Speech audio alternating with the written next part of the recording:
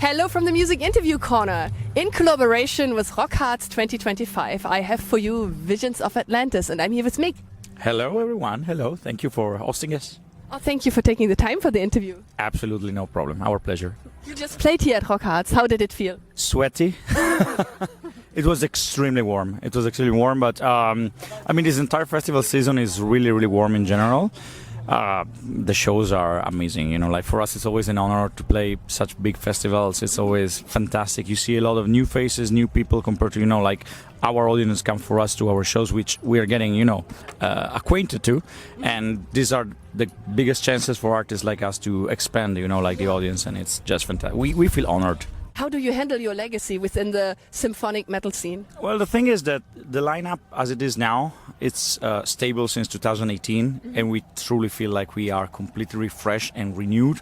And our way to honor the legacy is actually not to perform the songs that were created during the previous era of Visions of Atlantis, because we truly feel like these songs, these tracks, this music doesn't belong to us, and it would not be really nice, in our opinion, to perform them live and to live like on the honor of a band that that is not us. You see what I mean? Yeah. It would be almost disrespectful, considering especially that we have 4 records with this lineup. So we are focusing all the live shows from our discovery from 2018 to nowadays. And I think that a lot of people are getting like used now to understand that this is Visions of Atlantis. So yes, the band lives since 2000, since the year 2000, but we feel like we have had a complete rebirth in 2018. Yeah, that's it. You just mentioned that a lot changed in your band over the years.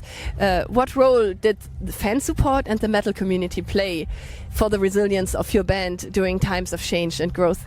Well, as I said, a lot of people discovered us from 2018 on, and I think this is peculiar for the evolution of our band, because a lot of people don't know what happened before this. You know, like we started heavy touring when the new lineup formed and stabilized.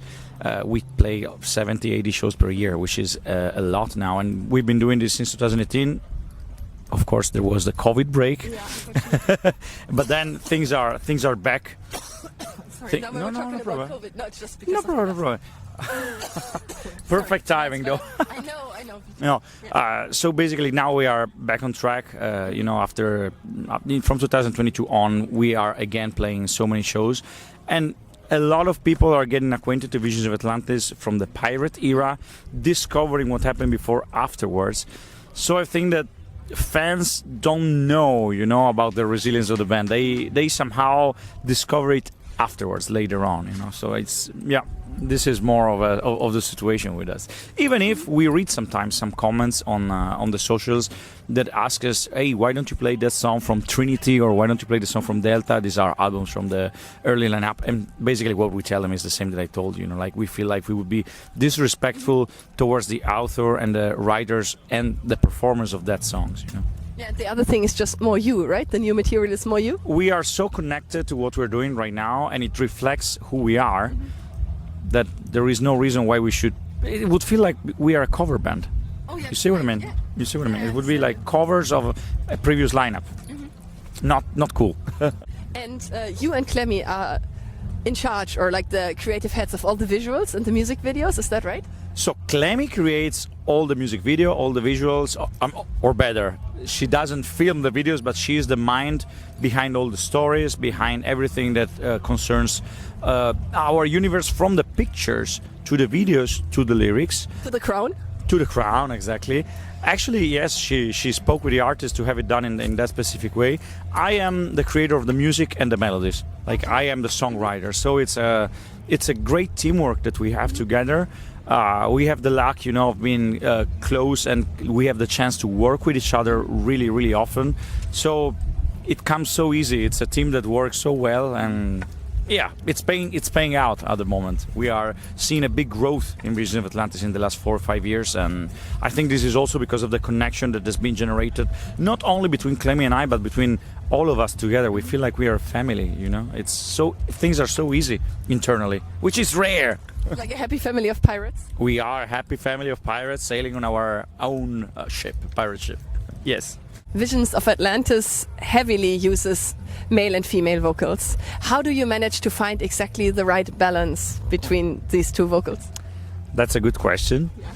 So let's say that first of all, we follow the music, meaning that when we write the songs, the melody comes before the choice of who is going to sing it. And then we try to sing the parts, both of us. Sometimes it just sounds better with my voice. Sometimes it just sounds better with Clemmy's voice, and we are really honest to each other, saying, okay, this part just reflects better your vocality, your vocal, your performance in general, you know. So if one of us shines more in one specific part, there is no reason to say, hey, if you sing this, then you will sing more than I do. We don't have this ego approach to things. So first of all, there is this. Then sometimes, if the balance doesn't work and Clemmy singing 90% of the song and I sing only 10%, we're like, okay, maybe let's rearrange something so that we recreate some balance. Because actually the biggest the biggest difference between Visions of Atlantis and any other symphonic metal band is the duality of vocals. Because most of them, at least it doesn't pop to my mind another symphonic metal band which has clean vocals by default, because Marco and Florian Jansen, they did it, but it's not their thing. They did it sometimes. Or I don't know, in other bands there is a growler. If I think of Amaranthi, they are 3 vocalists, but one is a growler. So and plus Amaranthi is not really symphonic metal. It's way more modern, and I'm a big fan. Let's make it clear, but it's not symphonic metal, you know. So it's our thing. It's important that this duality lives and shines as a whole, and not as 2 isolated singers singing together in the same song. There's also a fan theory that this duality of the vocals, the male and the female voice, represent the king and the queen of Atlantis. Is that correct? No. She is the queen. I am the captain of the ship. We tend to define ourselves like this. Also because this reflects a bit who we are in terms of roles in the band. You know, like I am the one who, together with Thomas, of course, because you know, it's important to remember that this is Thomas's band. He's the one sole former member that is left in the band, you know. And Tom and I, we tend to manage the band. I am the one who communicates with the people, who communicates the most with our crew. I am the one who takes care of a lot of organizational things. So I feel like I am somehow the captain of the ship, because I'm guiding, you know, the team. And Clemmy is our queen, meaning that we, you know, like we are so grateful to have her on board, because she has this aura, she has this charm, she's one of a kind, and she truly is the voice of the band. She's the one that when she speaks to the people, the message goes through. If I would try to do the same, if any of us would try to do the same, it would be less efficient, because she has this empathy, this charm, as I said, that is, we are lucky. We're truly lucky to have her. I can't stop looking at your bracelets because I like stone bracelets. What kind of stones do you wear? So, what's this in English now? Is this lava stone? Yeah, the volcano stone. Yeah, exactly. This is lava stone. Let's say that it's clear that these are like organic items. It's not like the ones that you can buy at any shop or on Amazon. It's stuff that most of them I've been finding on the road. You know, some are gifts from fans, some are like, this is a gift from a music producer that I've worked with. It was like, since you are a pirate, why don't you take this? This is handmade for us. There is the VOA logo from an Italian artist called Lisa Berg. These two I bought on a trip in Morocco. This is also from Lisa. You know, there is a lot of stuff that we found on the road, and somehow this is the map of our journeys. Cool. Like, you have also rings with gemstones. It's the same. Is this shungite? This is obsidian. This is obsidian. Yeah, this is obsidian. This has been lost. This is amber, ruby. Do you believe that they hold some kind of properties or powers that they can influence? So I'm not really into it, but I believe that something is there, because I can tell you that when it changes, I feel it. If I take one off. Or if I change ring, because I have several, sometimes, you know, I change ring as something changes. So I mean, as I said, I'm not really into it, but I can totally say that there is something. Or at least I feel it. In the history of the band, since you joined the band, are there any stories from the earlier days, your earlier days in the band, from touring or from recording, that still deeply resonate with you? Well, Philosophical, after we talked about gemstones. there are so many stories that we could tell. Yeah, it's, you know, like, as I said, we are more of a family than just a band, and we've been living so many experiences together. You know, like, for instance, the first time we went to South America with this lineup, we decided to spend one more week at our own expenses there, just to be together over there. You know, I remember once we rented an Airbnb in Florida before a North American tour. We went to the beach together, we spent time together. Or during the photo shooting of Wanderers, we went to France, which is Clementine's land, of course, you know, it's her country. And we spent some time there to dig into her culture, you know, with her as a local guide, I would say, you know. So there is so much that I could do that I don't think the interview would last enough, you know. But the thing is that what's important to highlight is this energy that we have, you know, this true family atmosphere that allows us to do so much. You know, COVID days, this was incredible for us because, in a bad way, of course, because we were in Mexico when everything started, and we were not allowed to get back to America because we were supposed to do a North American tour with Dragon Force.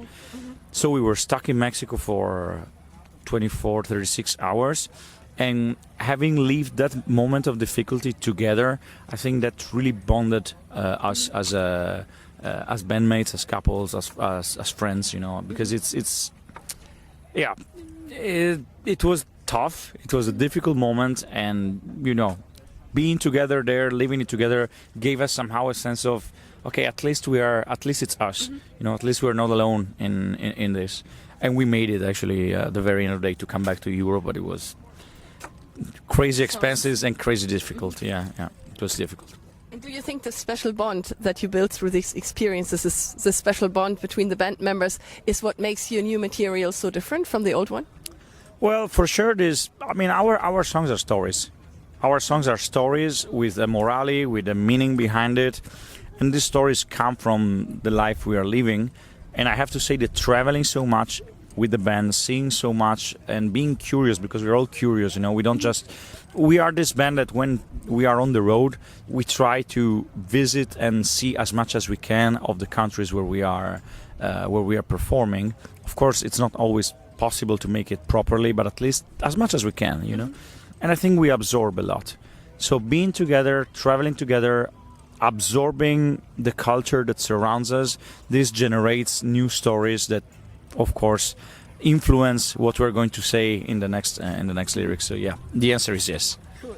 And can I ask you, as the pirate family, what's the craziest thing you guys have ever done on tour? The craziest thing we've ever done on tour? Or the funniest?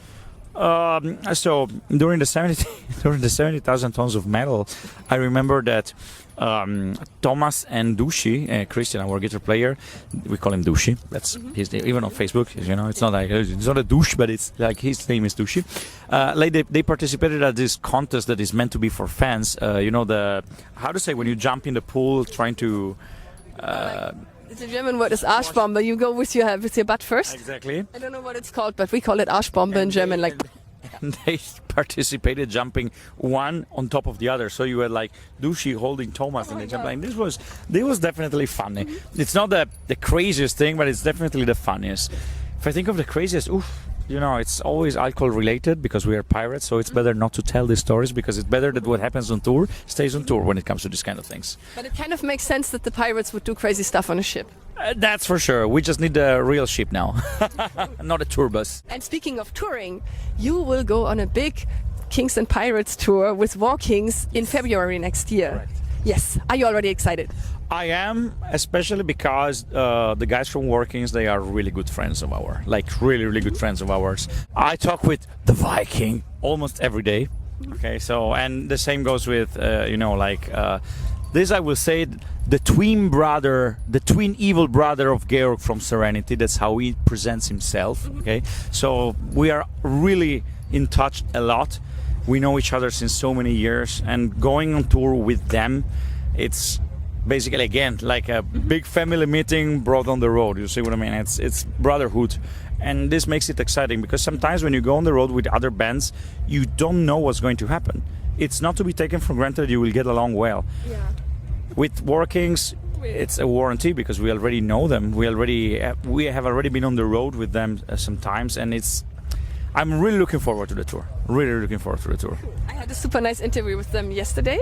Okay. Oh no, the day before, yes, 2 days ago. And they also said they were super excited to go on tour with you guys. Yeah, this is gonna be the biggest tour for both bands, for sure. We can tell already by the venues, by the pre-sales that we are receiving and everything. So I think it's gonna be a massive step forward for both, and we can be proud of what we're doing, because we are two of the new coming acts on the metal scene, the melodic metal scene. So it's important that we honor the scene in a proper way, and we keep the metal young and up. Thank you so much for the nice interview, Mick. You're welcome. My pleasure. Thank you. Goodbye from the Music Interview Corner.